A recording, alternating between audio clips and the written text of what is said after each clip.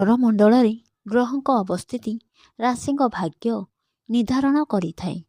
ଜ୍ୟୋତିଷ ଶାସ୍ତ୍ରରେ ଗ୍ରହଙ୍କ ରାଶି ଓ ନକ୍ଷତ୍ର ଗୋଚର ଏକ ନିରନ୍ତର ପ୍ରକ୍ରିୟା ବୋଲି ବିବେଚନା କରାଯାଇଛି। ବିଭିନ୍ନ ରାଶିରେ ନିର୍ଦ୍ଦିଷ୍ଟ ସମୟ ପାଇଁ ଗ୍ରହମାନେ ଗୋଚର କରିଥାନ୍ତି, ଯାହାକି ରାଶିଙ୍କ ଜୀବନରେ ଶୁଭ ଓ ଅଶୁଭ ସମୟ ନିର୍ଦ୍ଧାରଣ କରିଥାଏ। ମଙ୍ଗଳ ଗୋଚର ଫଳରେ ବହୁ ରାଶିଙ୍କ ବ୍ୟକ୍ତି ଆର୍ଥିକ ଦୃଷ୍ଟିରୁ ଲାଭବାନ ହେବେ। ମଙ୍ଗଳ ଗ୍ରହଙ୍କ ମକର ରାଶିରେ ଗୋଚର ଅନେକ ଦୃଷ୍ଟିକୋଣରୁ ବେଶ ଶୁଭ ହେବାକୁ ଯାଉଛି। ମକର ରାଶିରେ ପ୍ରବେଶ କରିବାକୁ ଯାଉଛନ୍ତି ମଙ୍ଗଳ ଗ୍ରହ, ଯାହା ଫଳରେ 4ଟି ରାଶିରେ ଶୁଭ ସମୟ ଆରମ୍ଭ ହେବାକୁ ଯାଉଛି।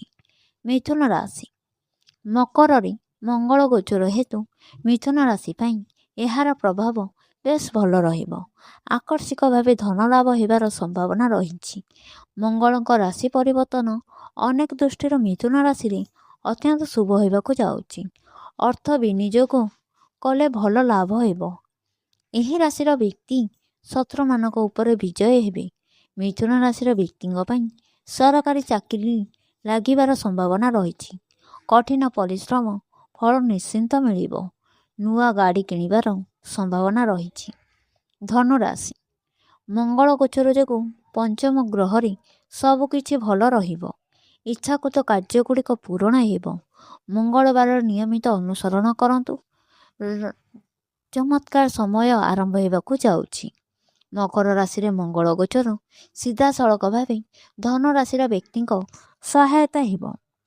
ଏହି ରାଶିର ବ୍ୟକ୍ତି ଯଦି କଠିନ ପରିଶ୍ରମ କରନ୍ତି ତେବେ ଭାଗ୍ୟ ସାଥ ଦେବ।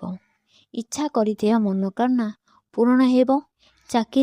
ସରକାରୀ ଚାକିରି କରିବାର ସୁଯୋଗ ମିଳିବ।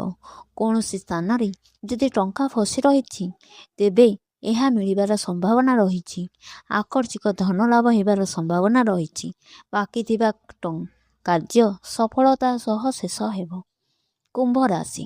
କୁମ୍ଭ ରାଶିର ଅଷ୍ଟମ ଘରେ ମଙ୍ଗଳ ଗୋଚର କରିବେ।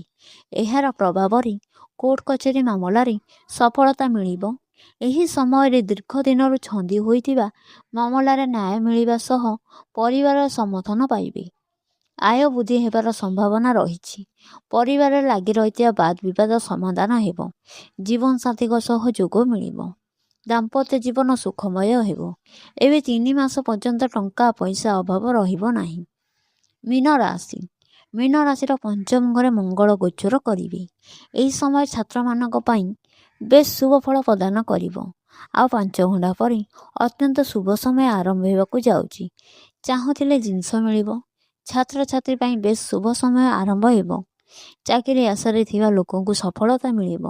ପଦୋନ୍ନତି ନେଇ ଯୋଗ ରହିଛି। ଆର୍ଥିକ ସ୍ଥିତି ମଜବୁତ ହେବ। ପାରିବାରିକ ସୁଖ ସମୃଦ୍ଧି ବୃଦ୍ଧି ପାଇବ।